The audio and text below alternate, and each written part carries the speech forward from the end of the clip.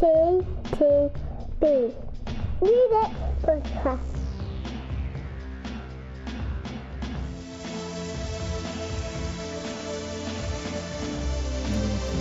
You say that.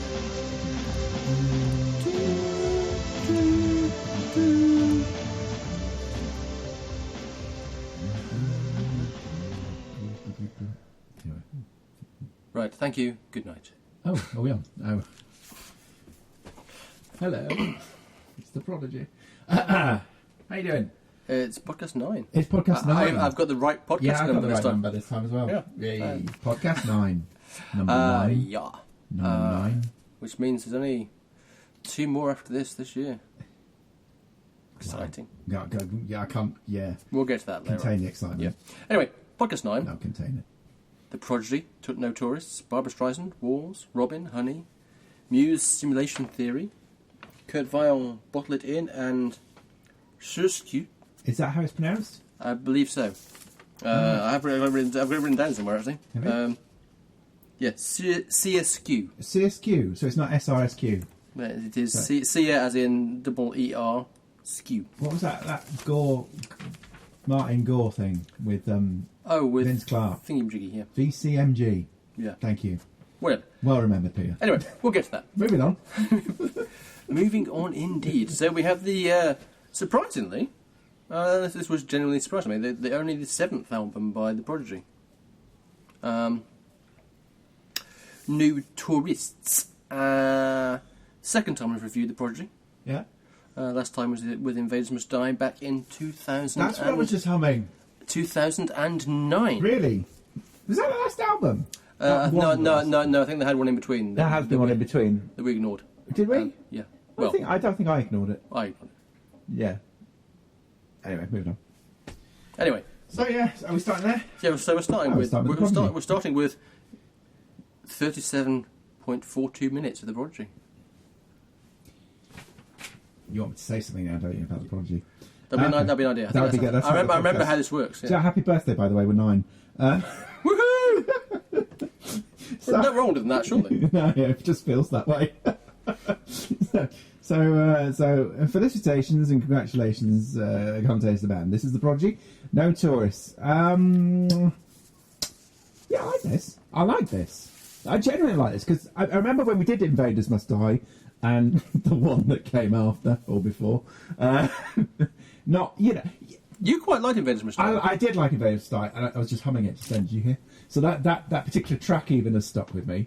The album itself sort of brought me back because I remember at the time, I think Prodigy had kind of become, and this is going to sound so hypocritical in a moment when I say something else, but they'd become a little bit too self-referential, if you know what I mean. Yes. And actually, that album for me marked a turning point back to something that was a bit more like the Prodigy.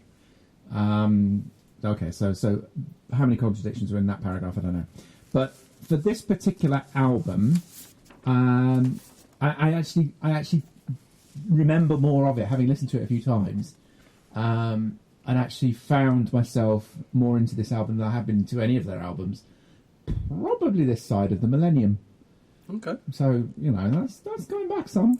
It is. Maybe because it is self-referential in that, not in that sort of arch clever kind of way, which may have lost me one time, but actually does actually sound like some of their earlier work. Yes. I like that. So that's just where I'm coming from. So the opening few tracks, in fact, most of this album, very reflective of their early material, and I like that. I don't care. The album dips in the middle. There was one dud track that, even after a few listens, I just couldn't get my head around, because it goes back to that thing about the Prodigy sort of doing the Prodigy by numbers. Yeah. So, and Champions of London is the track in question. Where it's just Keith shouting, Keith shouting, Champions of London. That's that sort of thing. I feel like they've forever been trying to chase Firestarter when I hear tracks like that, and there's been a few of them over the years. Yes, that's fair enough. But so it was all going well up until that one, and what the fuck were those vocals about? But fortunately, everything that comes before it, in fact, particularly the first 3 or 4 tracks, and what comes after it, I quite enjoyed. In fact, I really enjoyed. So best tracks for me were the opening 4, and immediately after, we had something called Boom Boom Tap.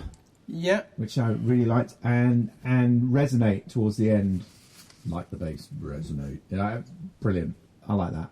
So I was quite a big fan of the Prodigy circa 94 to 97. So I will leave that thought hanging there. Go on. This album was interesting because obviously when we did review Invaders Must Die in 2009, I remember getting quite annoyed. Partly because someone in the band did an interview about them being inventive and risk taking or something, and I remember thinking, I'm sorry, you've just made Invaders Must Die, which sounds exactly like it could have come out straight after Fat of the Land, and you're saying you're inventive stuff like that. No. So I remember being quite scathing about that, and particularly the fact that I think I made a comment to the line of they, however many years had gone and they still hadn't managed to reprogram a drum machine to have a new drum loop. I like that drum loop. Boom. Yeah. Boom. So anyway, it's 2018.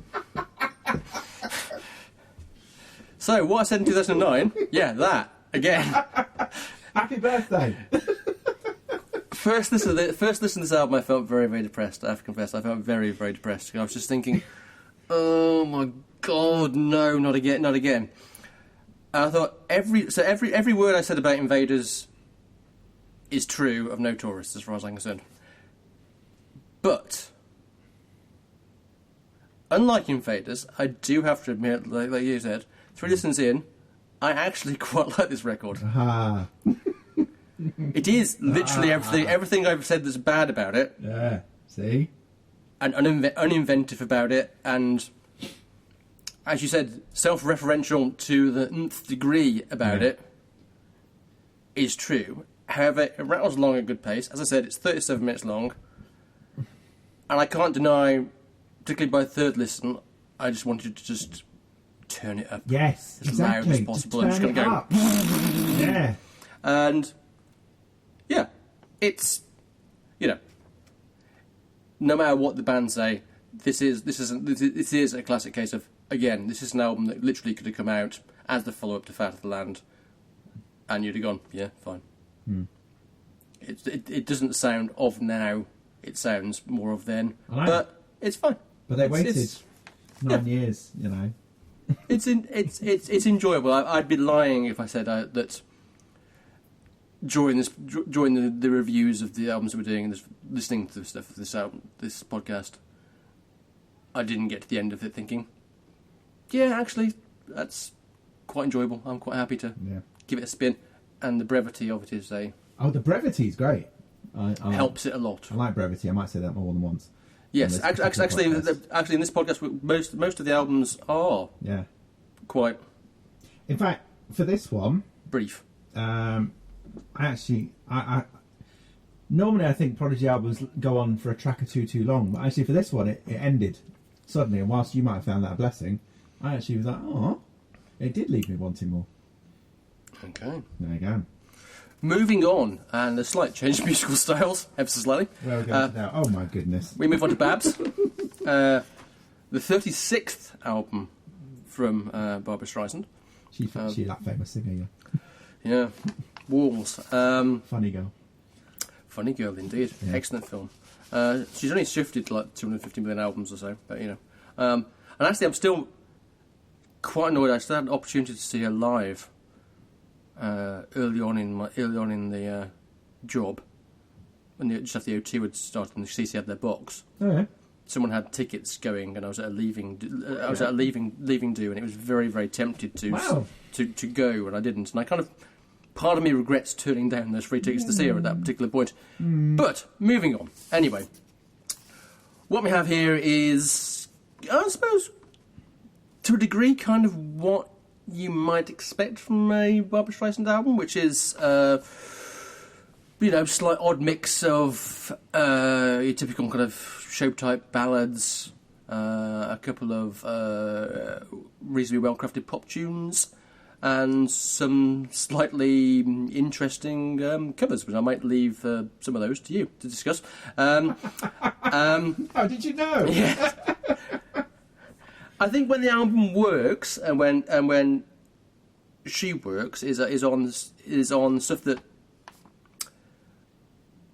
suits her well. So particularly there's a cover of "What the World Needs Now," classic Hal Davis and Burt Bacharach song.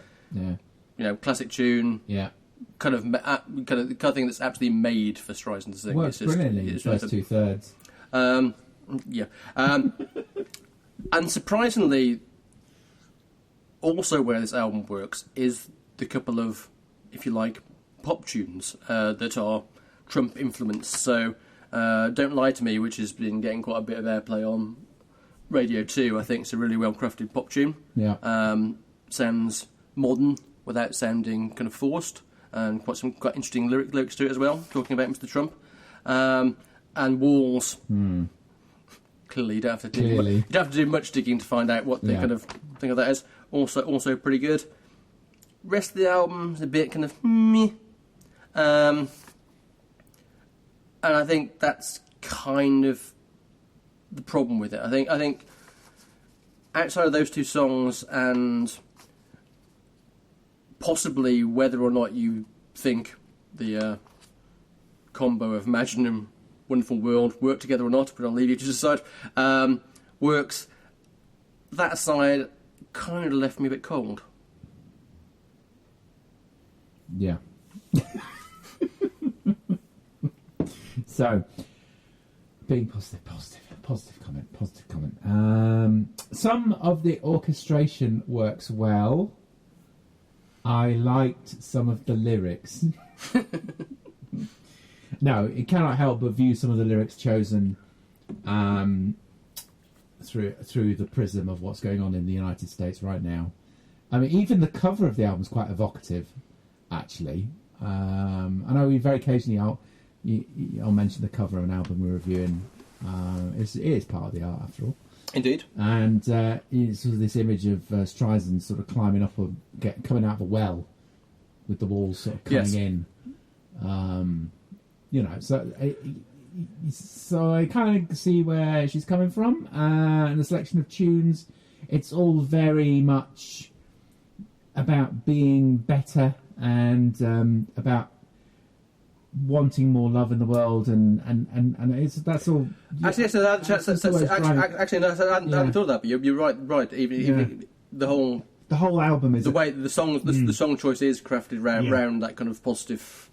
Things can only get better kind of thing. And it must be tough for someone of her stature in the States to sort of comment on that. But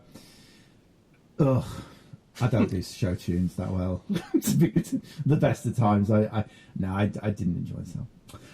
What I did like, I liked Walls, and I liked Better Angels, but I did wonder by the time I got to that point, I was sort of a bit numbed into just listening. I was like, I'm still listening to this. What the World Needs Now starts well, but yeah, you've left me to go for the obvious red meat. To the Beatles fan.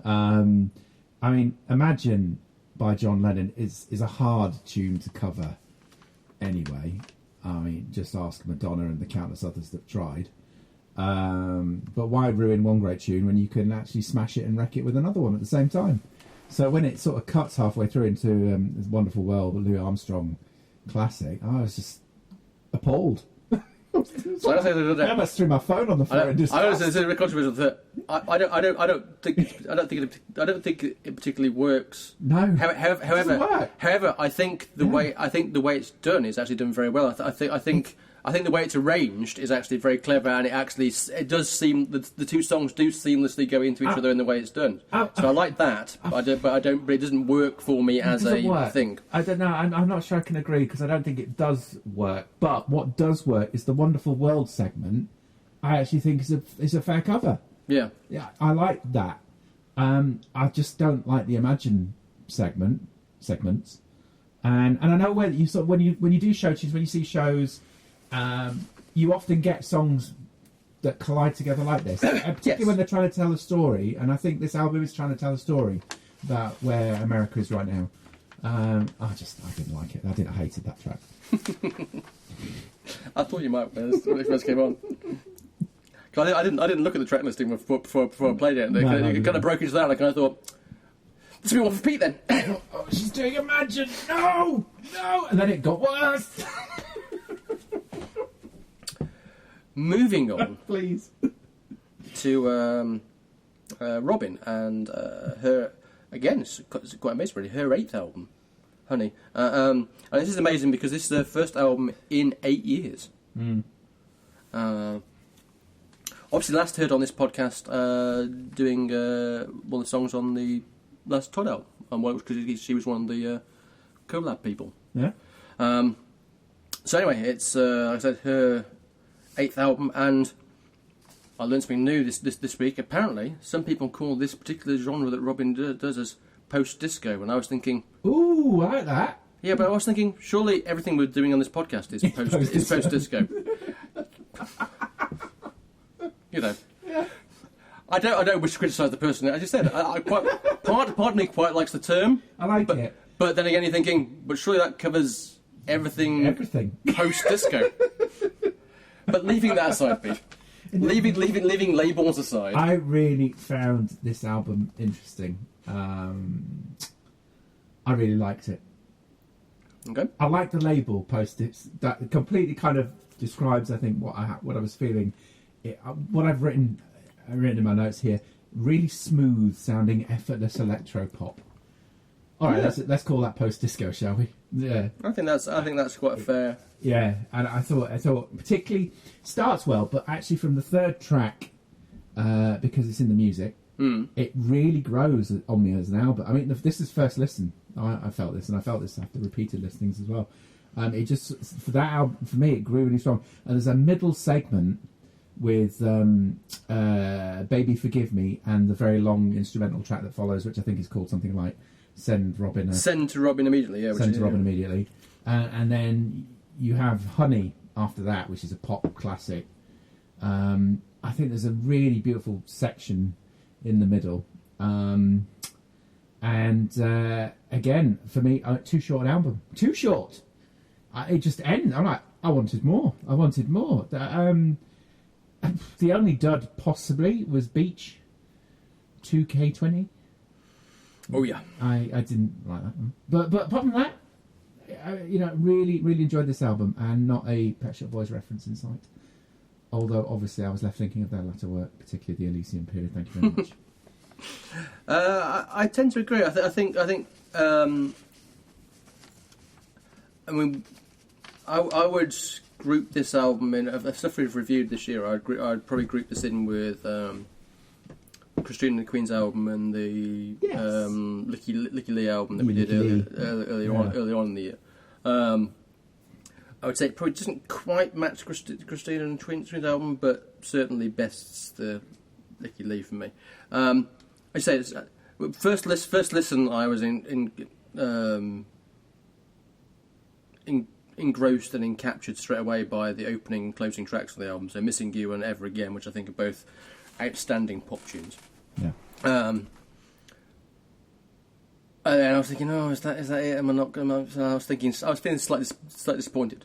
But then, as you say, you kind of listen to it a couple more times, and then suddenly the album starts kind of opening up, if you like, and it's getting going there. And by the time I listened to it the third time, which was in the middle of this week, I was loving the first half of the album, and Honey, and Ever Again. Mm-hmm. Between the Lines and Beach sort of thing, which is, as I said, both those, interestingly, because that's the bit when the album becomes a almost straight out club dance record, and you've got that kind of the club beats coming in. You can imagine those being.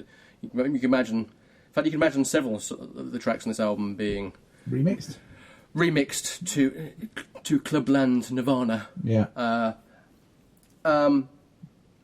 But that aside, the more you listen to the record, the more the album comes into itself, and the more you realise the the how well crafted it is. Yes. Almost simplistically so, you think, particularly the middle section you were talking about, the kind of Baby Forgive Me, sends Robyn immediately, Honey, as Rich said, Honey, it's just a fantastic track. And it does, after a few listens, just go, oh, I know, I do like that song.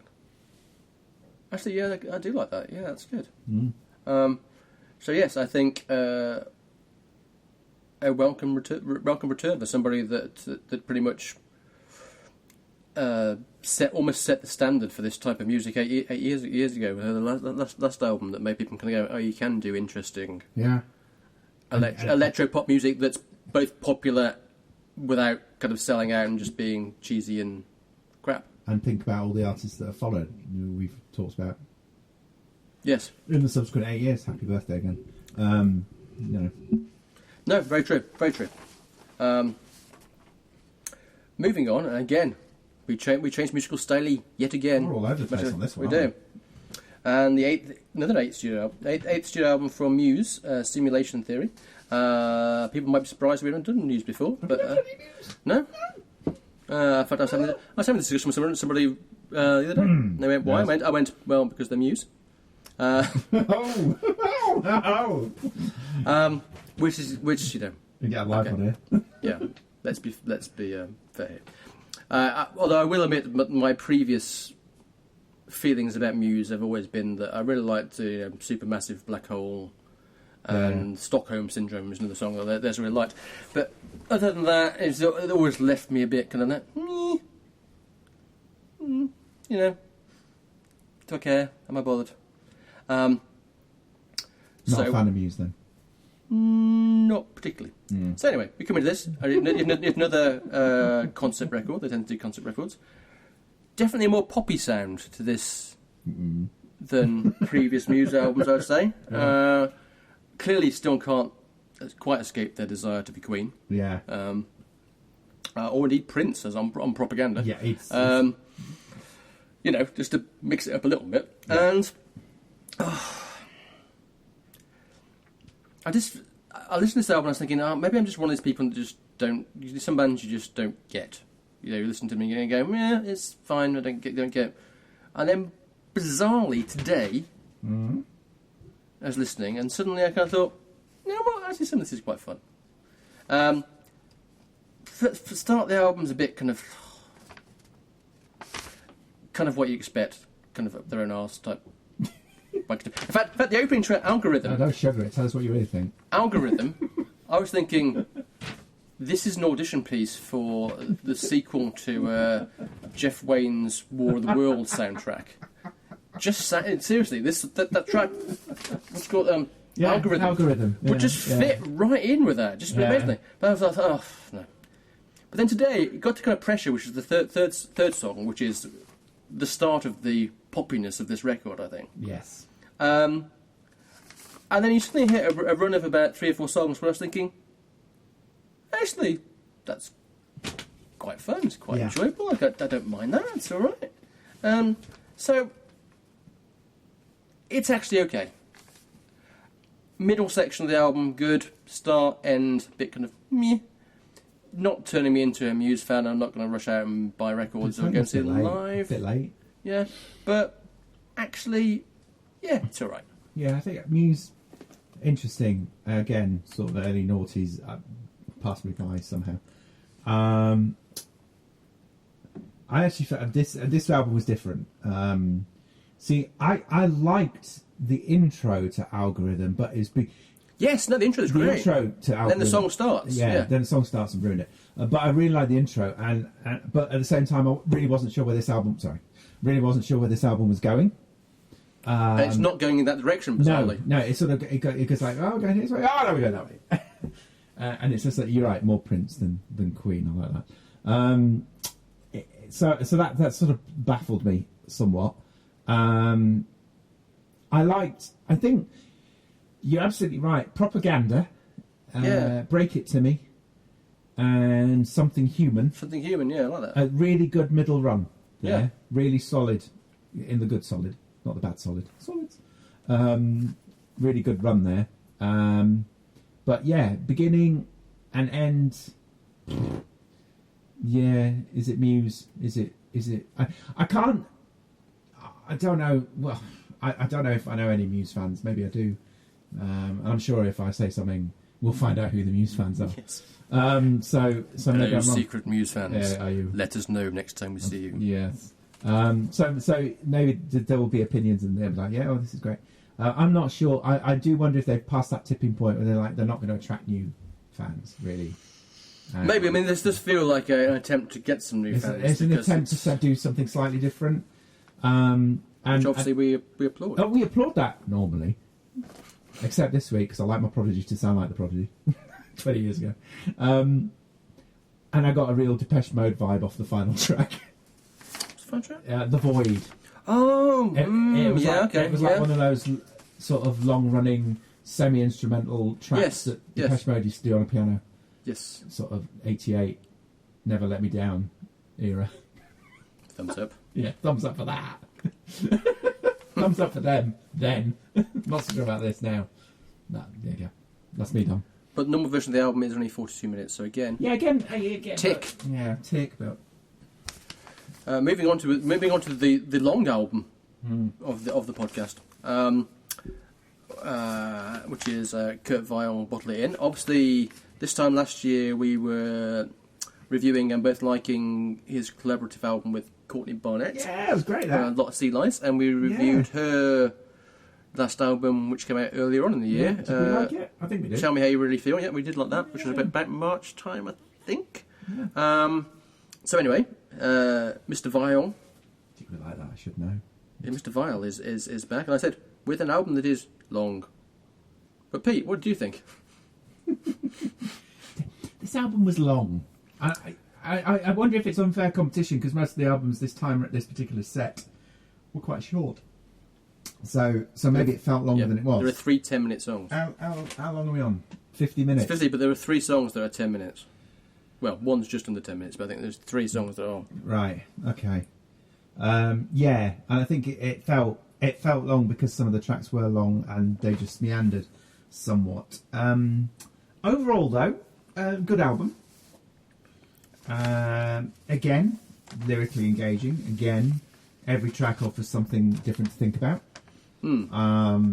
If it's a little long. And again, I thought, that he's just got something different to offer, which is what appealed to us last year with the collaboration. Yes. Yes, there's a voice that you're either going to like or you're not going to like. But I think maybe I'm tipping towards the latter because of the length of the album. I think this is probably the one album I need to listen to again. I did like a number of tracks. Bass Backwards. Yes, which is the best long song. That's long song, and it had a very poignant lyric on it. I was on the radio with a friend of mine. There was no format because he likes it like that. Yeah. Yes. Happy birthday once again. And there was a couple of others like Loading Zones and Check Baby. Cold Was the Wind. I mean, all those tracks are very different in terms of the pace and style. They are. You're right. All resonated with me, and I quite like those. But yeah, so for me, needs more listens. A bit long. Yeah, I'm need more listens thing. I think is probably right. I really like the first 5 tracks of this record. Loading Zones, Hysteria, Yeah Bones, Bass Backwards, and then One Trick Ponies. There's a really, really strong opening gambit, if you like. But similarly, you then go into a run of songs where you've got an almost 8-minute song followed by a 10.5-minute song, and then a couple of almost 6-minute songs with that. And I was just thinking, whilst Bass Backwards is an almost 10-minute song, it does quite a lot within those 10 minutes, so you're not really... It kind of doesn't feel like it's 10 minutes because it's going somewhere. Whereas I think Title Track, Bottle It In, and even Skinny Mini, both of those felt their length to me. Yeah. And both of them I was thinking, do these songs really need to be this long? And therefore I found myself drifting. And not drifting in a good way when it came to those. However, as you say, Cold of the Wind is also very, very good. And there's definitely enough here, and clearly on the balance and on the evidence of what we've heard from the Colo album that from last year. Yeah. You know, the talent's there. It's just at something that goes on for over an hour, you need to actually go, all right, I need to give this actual time, and not always something we have lots of when it comes to these kind of things. No, true. So we finish up with SRSQ. Back to that again. Unreality, his debut album, and this is I had to do some reading up on this because obviously, similarly, when I picked this, I had no idea who or what SRSQ was. It is a lady called Kennedy Ashlyn, who apparently used to be a part of a duo called If Them Are Us Two, but her musical partner and guitarist Cash Askew died in the Orlando nightclub fire in 2016. Yeah. And lyrically, I think if you listen to this record, you can hear that kind of grief kind of certainly undercuts the lyrical tone of this record. Indeed, on one of the tracks she says, you know, it crushes me every day that I'm barely holding on. Musically, this is, I suppose, best described as kind of ambient, ethereal indie. Yeah. Kind of reminded me of a kind of mixture of kind of very early Kate Bush mixed with the Cocteau Twins and School of Seven Bells, who obviously, as a connected thing, obviously their last album was also tinged with death as well, with her making the finishing an album that her and her partner had worked on. This was the most interesting album on the podcast for me. It was first listen, like I was just surprised by it, because I had no idea what to expect from the album, and it came on and I was like, it's this kind of record, and then the lyrics were coming through, and obviously I quite like ethereal kind of stuff. I am a fan of ethereal. Yeah, I am a fan of Cocteau Twins and bands like that, and School of Seven Bells. So that kind of sound is something that I'm almost predisposed to like anyway. But I thought her vocal, and on some of the songs, particularly Only One and Cherish, she really just sound like Elizabeth Fraser from Cocteau Twins in the way she's singing. The kind of cadence of her voice is very, very, very similar. And there was a hint, it was really bizarre. There was a hint of the Communards in there as well at one point, which was very odd. And it's I'm saying all this, and I almost feel like I'm underselling the record. It's kind of hard to describe just how this kind of record sounds. I mean, it is about the voice and about the lyrics and about kind of grimness, but I didn't find it a depressing record to listen to. Bizarrely, I found it quite almost an uplifting record. Yeah. And yeah, I was very impressed. Ethereal was the first word I wrote on my notes for this one. I didn't find this a depressing record at all, and now you've explained the backstory to it. I'm quite surprised.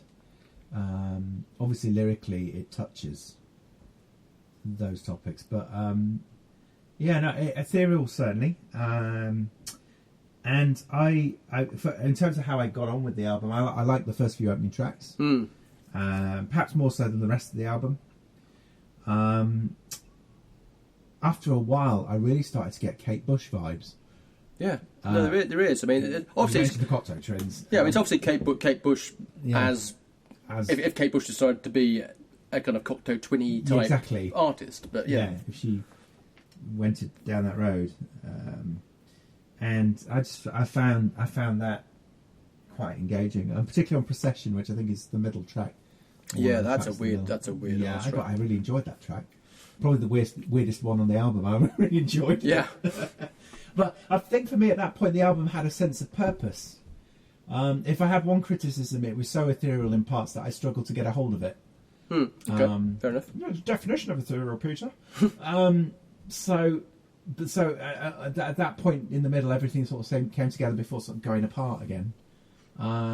Deliberate, I'm sure. Yeah. Really enjoyed it. Okay. The hard question, as always. Well, always. Sometimes it's quite. It's always a hard question. So sometimes there's too many choices. Sometimes there's too few.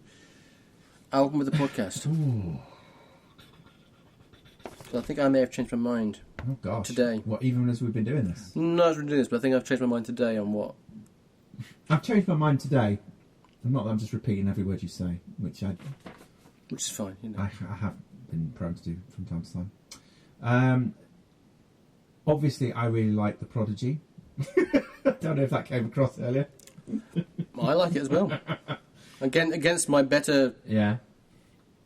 Everything. But for me, it's Robyn. Honey. I probably, on balance, agree, I think even despite the fact that Beach 2K20's on the album, I think the rest of the album... There's enough there for me to forgive that. The rest of the album forgives that quite happily, so I would tend to agree. Okay, so, next podcast. Oh, crikey. Christmas. Christmas? I know what you're thinking, people. Yeah? Are you doing Christmas albums? Of course we are! Oh, How can you say it, Pete? We're doing Shatner Claus. Oh, no! It's what everyone's been waiting for. William Shatner's first album of Christmas tunes. Tell me now. To balance that, clearly we're also doing Ingrid Michaelson's, or Michelson, I can never remember which one it is, Songs of the Season, another Christmas album. I'm sure that'll be sung better.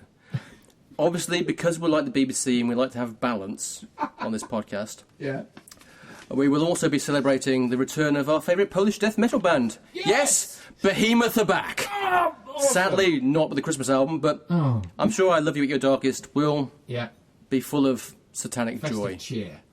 So, I look forward to that. See you then. Christmas.